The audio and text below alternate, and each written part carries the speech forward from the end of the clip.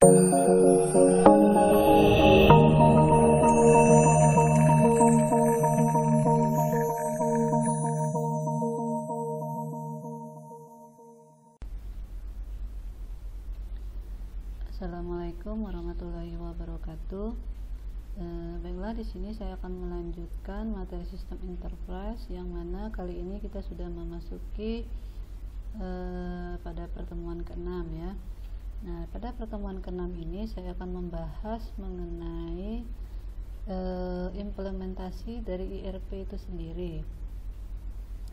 Nah, di sini saya akan menjabarkan ada studi kasus, yaitu ya, yang mana studi kasus ini yang saya ambil dari perusahaan yang bernama Grup Cipta Kreasi Widya Usaha ya, yang mana di sini perusahaan ini bergerak di bidang penjualan ya, yang mana yang dijual makanannya berupa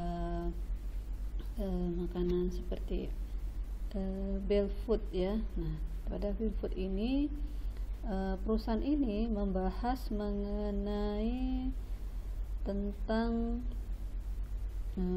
sistem penjualan ya, sistem penjualan yang dijual adalah berupa makanan ya.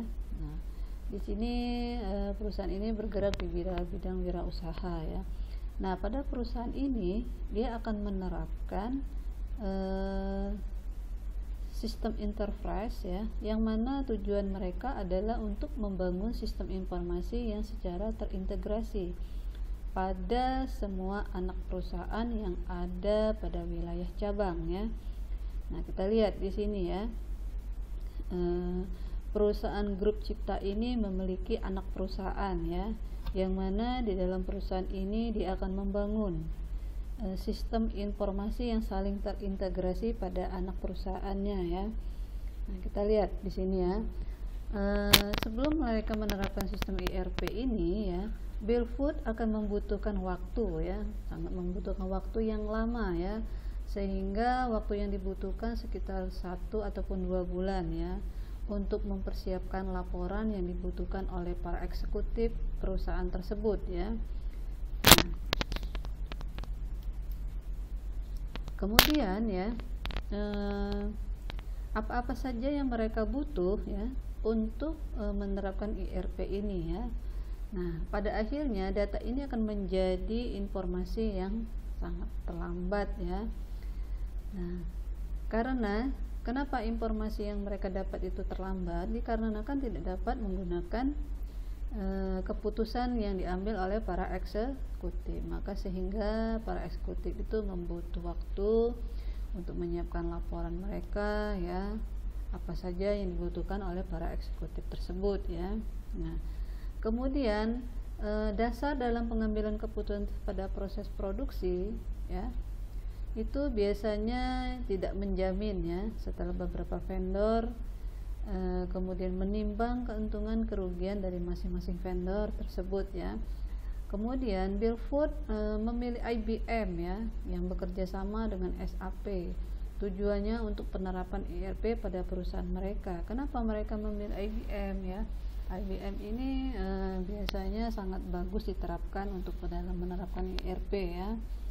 Nah, adapun permasalahan ya, permasalahan yang sering mereka hadapi di dalam menghadapi proses implementasinya ya. Adapun kendala-kendala yang sering terjadi seperti lokasi pabrik ya, mereka sering mendapatkan pemadam listrik yang bergilir, nah, sehingga harus menyediakan banyak UPS ya untuk menjaga kestabilan sistem tersebut karena pemadam listrik bergilir tadi ya. Selain itu juga perubahan yang dihadapi oleh karyawan menjadi salah satu masalah yang mereka hadapi ya. Nah, itu salah satu sering terjadi di dalam implementasi ya, dengan penerapan IRP tersebut.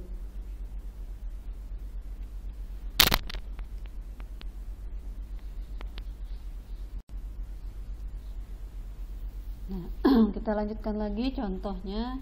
Pada masa awal ya, dalam implementasi Belfood ini masih menjalankan 2 sistem ya awalnya ya, yaitu sistem yang lama dan IRP ya. Lambat laun sistem yang lama ditinggalkan karena apa ya?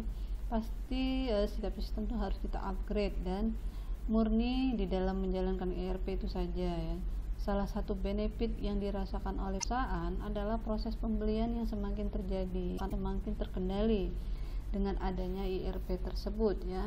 Kemudian proses pembelian tadi semakin terkendali, itu salah satu menambah benefit dari untuk perusahaan ya. Namun hal ini adalah membutuhkan waktu yang tidak lama ya, sehingga kita butuh waktu tadi beberapa bulan untuk menerapkan ERP ini, kemudian implementasinya, sering kendala-kendala yang terjadi itu harus kita pikirkan ya. Para eksekutif tersebutlah yang akan memikirkan ya. Nah, di sini ada kuis, silakan dikerjakan kuis ya. Kemudian saya akan lanjutkan dikerjakan kuisnya apa yang saya berikan ya. Nah, di sini ada yang saya lanjutkan mengenai bisnis model ya. Apa itu bisnis model ya? Dalam kajian di sini saya akan membahas tentang apa itu finance ya. Nah, finance itu biasanya ya sering kita gunakan di dalam perusahaan ya. Nah, mereka tidak bisa bekerja sendiri ya, tetapi mereka harus bekerja dengan melakukan bisnis dengan menggunakan sumber daya untuk menghasilkan produk. Daya itu berupa tanah, tenaga kerja, dan modal. Jadi di dalam bisnis model ini kita sangat membutuhkan yang namanya bangunan, kemudian mesin ataupun uang ya. Itu merupakan masuk dalam sumber daya manusia. Kemudian sistem ERP ini di dalam manajemen, dalam perencanaan ya, kita membutuhkan sumber daya yang dimiliki oleh perusahaan yang secara efektif dan efisien ya, agar lebih produktif ya. Kemudian saya jelaskan apa itu modul keuangan ataupun finance. Itu dari sistem ERP itu sendiri menyediakan fungsional keuangan, kemudian analisis, yang mana bisa mendukung ribuan bisnis yang di seluruh dunia ya. Nah, sistem ERP ini di dalamnya tidak hanya fungsi keuangan saja, tetapi juga sumber daya manusia, logistiknya, workflow, kemudian biaya yang terhubung dengan internet ya. Kita lihat apapun subsistem dari modul keuangan, yaitu kita membutuhkan yang namanya finance accounting ya, revisi ledgernya, fixed asset dari accounting ya. Kemudian apalagi yang kita butuhkan di dalam subsistem modul ini? Investment manajemennya, kemudian controlling, treasury-nya, kemudian enterprise controlling, dan budget ataupun profit ya dalam finance ya. Adapun yang namanya manufacturing. Apa manufacturing itu? Artinya produksi ataupun operasi yang sering berubah di dalam perusahaan manufaktur ini. Karena apa? Mereka sering berubah, yaitu dari segi metode produksi modern sehingga dikembangkan ya pertama kali sehingga diterapkan di dalam industri manufaktur ya. Adapun bentuk bisnis yang terlibat di dalam beberapa jenis produksi ya, mencakup konsep dari manajemen operasi ya, yang mana manajemen operasi ini adalah mentransformasi, kemudian dia mengkonversi input sumber dayanya ke dalam output. Apa yang dihasilkan dalam output tersebut yaitu jelas berupa barang atau jasa. Sistem manufaktur ini ya yang baik ya, kita harus menyiapkan ya, apa yang harus kita sediakan yaitu multi mode ya, aplikasi manufaktur yang mencakup integrasi penuh dari sumber daya manusia ya. Kemudian apa sih aplikasi manufacturing ini ya?